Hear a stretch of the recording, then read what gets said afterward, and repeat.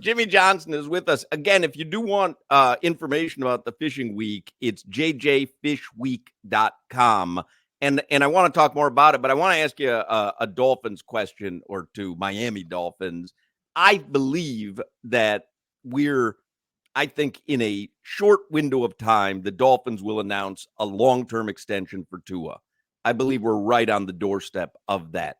I'm a big Tua fan. Crowder's a big Tua fan. Solana's a Tua fan, maybe not as much as we are, but there's a wide variety of Dolphins fans when it comes to opinions on Tua. So when he gets this extension, what should Dolphins fans' reaction be? Well, yeah, they should be excited.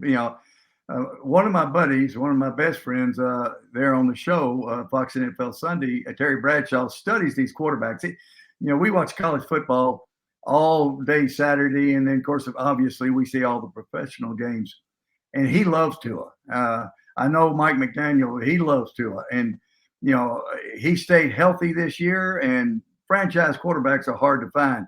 I think with their style of offense, with the personnel that they have, Tua's extremely productive. If they hadn't had the injuries, both in the offensive line and on defense, there's no telling they could have gone a lot further this year. But I'm happy for Tua. I'm happy that he's with the Dolphins.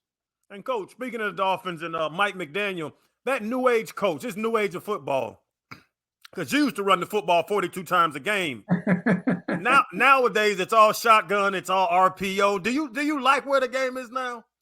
Oh yeah, Channing. I think things change over the years, and I think the really good coaches change with it. I think because of the rule changes, Belichick and I have talked about this a bunch. I used to say, hey, the most important player on your football team is your starting quarterback. And then after that, you talk about the pass rushers or the defensive backs, et cetera.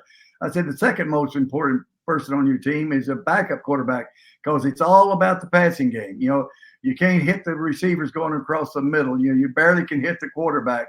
And so it's all about throwing the football. And the other thing is, the shelf life, for a running back nowadays is about 2 or 3 years you're going to get out of him. And so people really just don't run the football that much, unless it's just a draw play or, something wide open. So your quarterback and your receivers are so important. And I think that's how McDaniel has adjusted this game for their style. And I think he's done a great job. Speaking of Mike McDaniel, do you marvel because you had a way that you approached coaching? And we've had Rondé Gadsden on the show a million times. He loved to tell us stories. So you look at Mike McDaniel, if you watch, Hard Knocks in season, or you see him at the press conferences, his style of coaching, the relationship that he has with players is completely different than it used to be. Do you marvel at it? Do you think to yourself, because even like college coaching, I can ask you about Mario Cristobal and the way that college has changed with NIL, but do you look at Mike McDaniel and say, wow, I don't know if I'd be capable of that? I think the good thing about him, he's genuine. That's his personality. That's the way he is, individually. And so he's not trying to be somebody that he's not. And the players can see that and they relate to that.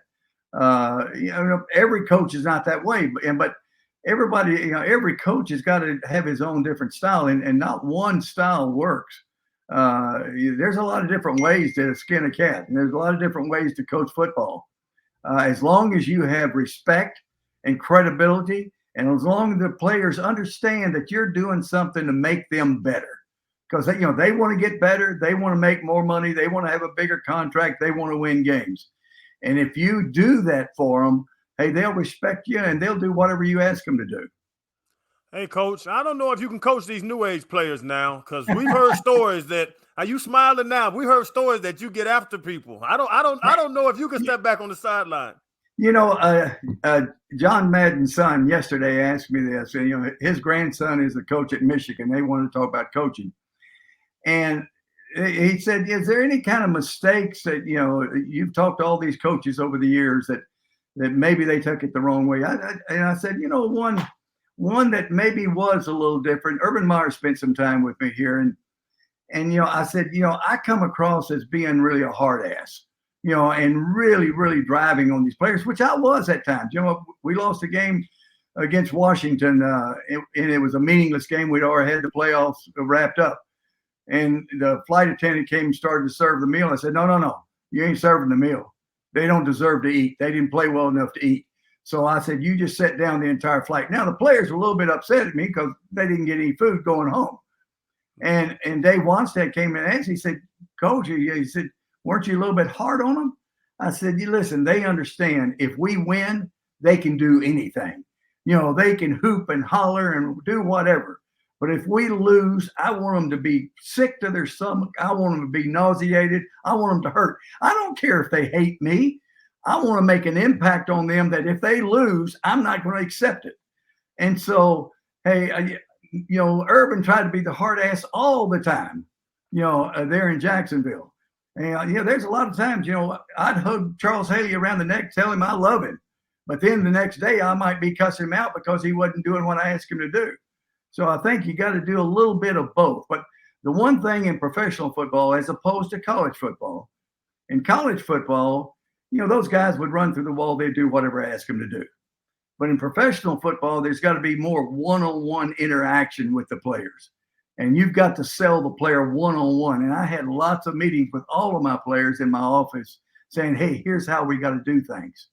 And so, the image of me being a hard ass, I think that's a little bit skewed because I loved them up just as much as I screamed at them. Coach, getting back to South Florida specifically for a second, we saw magical runs in the Heat and Panthers getting to the respective finals last season. This year, we got a taste of a Dolphins run. I know it didn't end up working out in the long run, but what's it like? Because you were here at the top of some of the best runs in South Florida in football. What's it like when this city, because we always talk about, is this a hockey town or a basketball town with the Heat success? But I feel, and I think you'll agree with me, this will always be a football town. What's it like in this city, in Miami and South Florida, when the Dolphins or the Canes are at their best? Well, I think if you really look at it, every city is a football town. Football is king. I mean, you look at the visibility of football, and our ratings are through the roof every single year. Everybody says, hey, it's going to be too much football. No, they just keep getting better and better and better.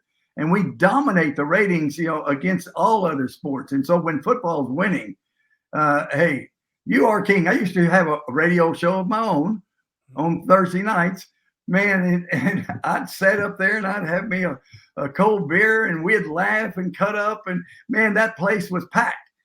Jerry Jones asked, he said, when I went to the Cowboys, he said, you want to have one of those radio shows like you had out in public? I said, no. I said, this team had been at the worst record in the NFL the last 3 years. I don't think I want to go in public until we start winning. When you're winning, it is fun. This place is insane. When Hurricanes or Dolphins, it is just it's a completely different animal